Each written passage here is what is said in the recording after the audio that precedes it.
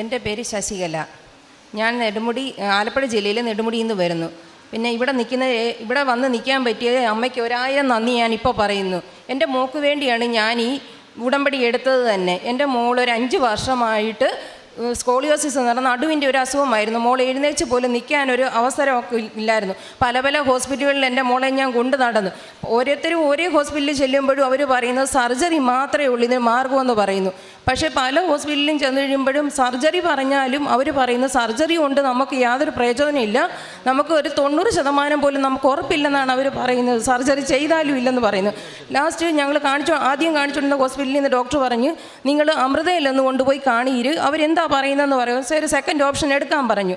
ഞങ്ങൾ അമൃതയിൽ ചെന്നപ്പോഴും അവർ പറയുന്നത് ഓപ്പറേഷൻ മാത്രമേ ഇതിന് പറയുന്നുള്ളൂ എന്നാണ്. പക്ഷേ അത് നിങ്ങളെ കൊണ്ട് താങ്ങുമോ എന്നറിയുന്നില്ല, ഓപ്പറേഷന് മാത്രം 10 ലക്ഷം രൂപയാകുമെന്ന് പറഞ്ഞു, അന്നത്തെ ദിവസം മാത്രമെന്ന് പറഞ്ഞു. അങ്ങനെ ഞാൻ അവിടെ നിന്ന് തിരിച്ച് വന്ന് ഞങ്ങളെ ചെത്തിപ്പുഴ ഹോസ്പിറ്റലിലാണ് ഞാൻ കാണിച്ചുകൊണ്ടിരുന്നത്.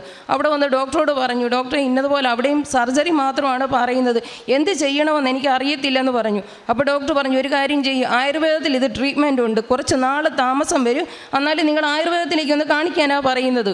അങ്ങനെ ഞാൻ ഡോക്ടർ പറയുന്ന അനുസരിച്ച് ഞാൻ ചേർത്തലയിൽ ഒരു ഹോസ്പിറ്റൽ, ആയുർവേദ ഹോസ്പിറ്റലിൽ ഞാൻ കൊണ്ടുപോയി. അവിടെ 33 ദിവസം എൻ്റെ മോളെയും കൊണ്ട് ഞാൻ അവിടെ കിടന്നു.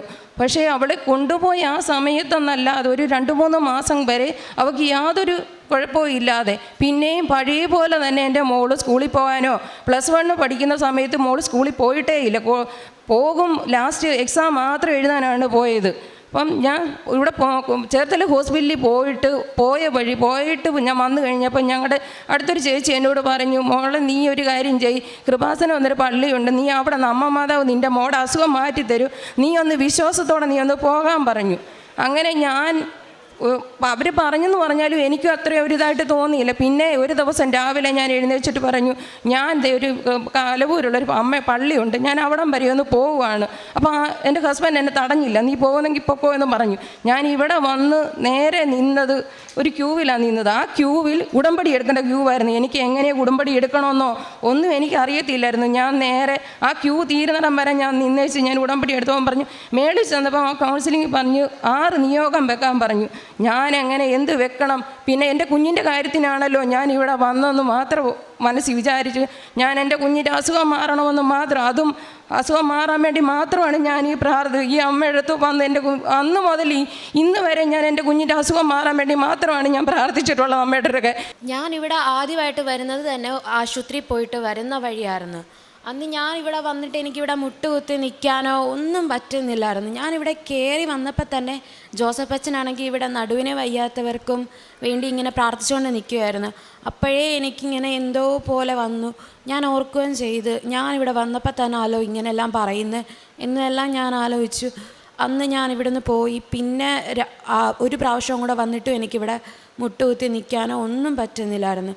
പിന്നെ ഞാനൊന്ന് വന്നാണ് ഞാനിവിടെ ആദ്യമായിട്ട് മുട്ടുകുത്തി നിൽക്കുന്നതും ഇവിടെ നിന്ന് പ്രാർത്ഥിച്ചു. എനിക്ക് അന്ന് തൊട്ട് കുറച്ച് മാറ്റങ്ങൾ വന്ന് തുടങ്ങുകയും ചെയ്തു. പിന്നെ ഇവിടെ വരുമ്പോൾ അച്ഛനെ കാണാനും പറ്റുന്നുണ്ട്, അച്ഛനെ അനുഗ്രഹിക്കുകയും ചെയ്തിട്ടുമുണ്ട്. എനിക്കിപ്പം നല്ലതുപോലെ മാറ്റമായിട്ടുമുണ്ട്. ഇപ്പം മരുന്ന് ഒന്നും കഴിക്കുന്നുമില്ല, എല്ലാം നിർത്തി. ഈ കഴിഞ്ഞിട തൊട്ട് ഒരു പ്രശ്നവുമില്ല, നല്ലതുപോലെ പോകുന്നു.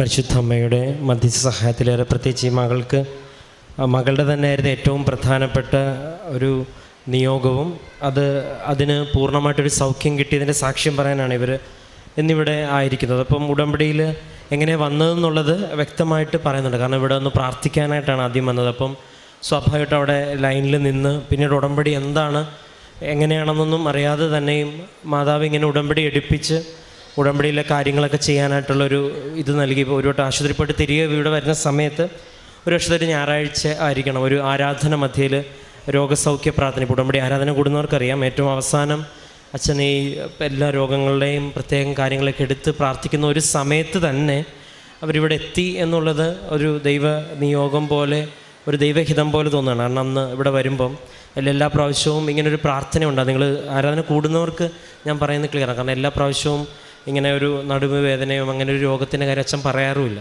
അത് ഓരോ പ്രാവശ്യം അച്ഛൻ പ്രാർത്ഥിക്കുമ്പം അപ്പോൾ തോന്നുന്ന ആ ഒരു രീതിയിലാണ് അവിടെ ആരാധന പോകുന്നത്. നിങ്ങൾ ആരാധന കൂടുന്നവർക്കറിയാം. അപ്പം അന്ന് വന്നപ്പോൾ ഇപ്പം മകൾ പറഞ്ഞ പോലെ ഒരു ദൈവനിയോഗം പോലെ അന്ന് അങ്ങനൊരു പ്രാർത്ഥന ഉണ്ടായിരുന്നു. അതിനുശേഷം എന്തോ ഒരു അനുഭവം ഉണ്ടായെന്നുള്ളതും പിന്നീട് ഉടമ്പടി വസ്തുക്കളോട് അമ്മ കൂടുതൽ പ്രാർത്ഥിച്ചും ഉടമ്പടിയിലെ കാര്യങ്ങളൊക്കെ വ്യക്തമായിട്ട് ചെയ്യാനായിട്ടുള്ളൊരു ശ്രമം, അത് രണ്ടുപേരും ജീവിത പങ്കാളി ഉൾപ്പെടെ പ്രാർത്ഥനയിലും പ്രേക്ഷിത പ്രവർത്തനത്തിലും അങ്ങനെ വ്യക്തമായിട്ട്. ഇപ്പോൾ പോയിട്ട് പലയിടങ്ങളിൽ ചെന്നിട്ട് ഒരു സർജറി വേണം, ഇത് മാറത്തില്ല. അപ്പം വളരെ വ്യക്തമായിട്ട് പറഞ്ഞു, അത്രയും ഒരു നേരെ പോലും നിൽക്കുവാൻ പോലും പറ്റാത്തൊരു സാഹചര്യത്തിലാണ് മകളിവിടെ വന്നതും. ഇന്ന് അത് പൂർണ്ണമായിട്ടും സൗഖ്യപ്പെട്ട് ഇനി മരുന്നുകളൊന്നുമില്ല, ഇനി അതിനേക്കാളും അപ്പുറം. അപ്പോൾ ഇങ്ങനെയൊക്കെ വരുമ്പോൾ ക്ലാസ്സുകളൊക്കെ മുടങ്ങും.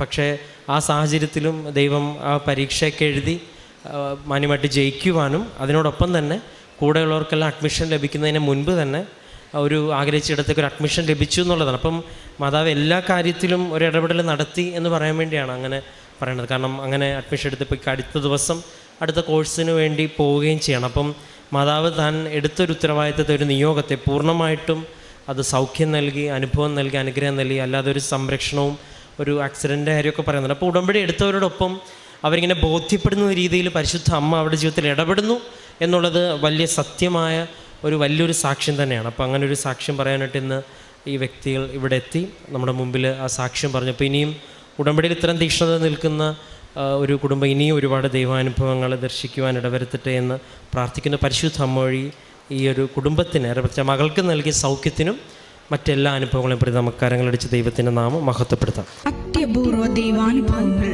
ഇനി നിങ്ങൾക്കും സ്വന്തം.